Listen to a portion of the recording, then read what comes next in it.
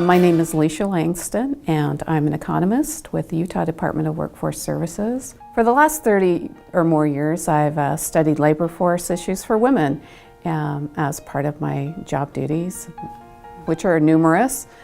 So I do have a very good background in understanding what labor force issues are and the data for women, especially here in Utah, and how it compares to the national averages.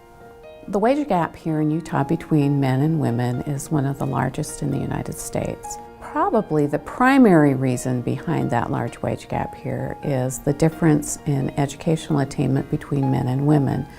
We have in Utah, by far, the largest educational gap when we look at college education of any state in the nation. Not surprisingly, there's a very high correlation between educational attainment and the wage that people earn. And so if we have men with higher educations than women, we shouldn't be surprised that they also make a higher wage. We have a higher percentage of women in the workforce than nationally. Here in Utah, most women who work are married. Most mothers work.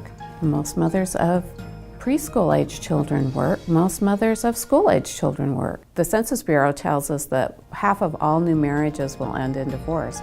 The likelihood that a woman is going to have to support herself and or her family at some point in her life is really quite large, even if you don't get divorced.